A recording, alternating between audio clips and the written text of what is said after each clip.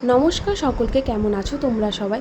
আগের ভিডিওতে দেখেছো আমাদের এখানে গৌরনীতা এসেছে। তো তারপরের দিন দুপুরবেলায় মা আর আমি রেডি হয়ে বেরিয়ে পড়েছিলাম ভোগ আরতি দর্শন করতে। সেদিন ওয়েদারটা খুব সুন্দর ছিল, গরমও খুব একটা ছিল না। তো ভোগ আরতি গানটা আমার খুব ভালো লাগে, আশা করি তোমাদেরও ভালো লাগবে। চলো ভোগ আরতি দর্শন করে আসি।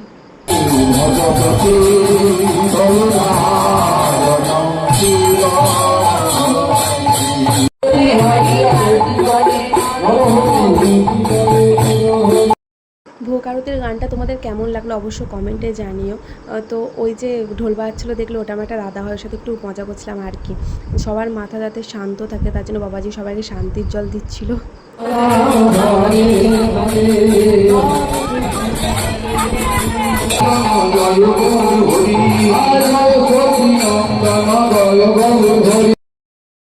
তো ভোগ দর্শন করে নাও, ভোগ দর্শন করলে দুর্ভোগ কাটে। তোমাদেরকে ভোগ দর্শন করিয়ে দিলাম।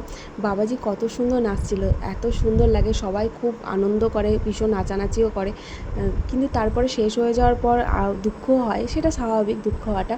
তো গৌরনীতাটাকে কতটা সুন্দর লাগছে না, গোপাল সোনাদেরকে ভীষণ সুন্দর লাগছে।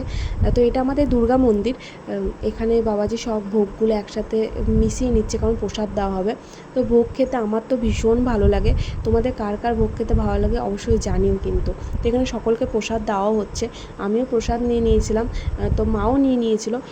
প্রচণ্ড মেঘ করেছিল, তাই বেশিক্ষণ ছিলাম না। দেখো কতটা মেঘ করেছে, তাই প্রসাদ নিয়ে আমরা বাড়ি চলে এসেছিলাম, মা আর আমি দুইজনেই। আবার সন্ধ্যাবেলায় রেডি হয়ে চলে গিয়েছিলাম সন্ধ্যা আরতি দর্শন করতে। যেয়ে দেখছি সন্ধ্যা আরতি শুরু হয়ে গেছে। তো আমি যেটুকু পারলাম তোমাদের সাথে সেটুকুই শেয়ার করলাম, আশা করি তোমাদের ভালো লাগবে। তো তোমরা সন্ধ্যা আরতি দর্শন করে নাও, কতটা সুন্দর লাগছে তাই না?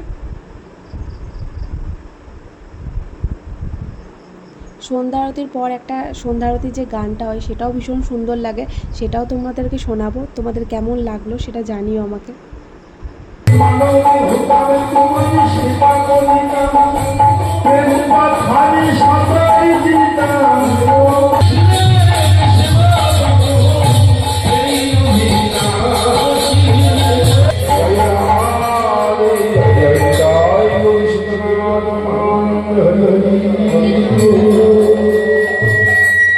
তারপর প্রসাদ দিচ্ছিলাম, আমি প্রসাদ নিয়ে বাড়ি চলে এসেছিলাম।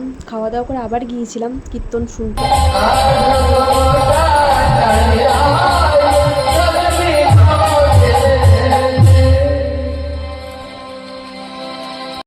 কীর্তনিয়ার নাচটা কেমন লাগলো তোমরা অবশ্যই কমেন্টে জানিও। তো এখানে চন্দনই টিপ দিচ্ছিল, মা আর আমি বসে বসে কীর্তন শুনছিলাম এখানে।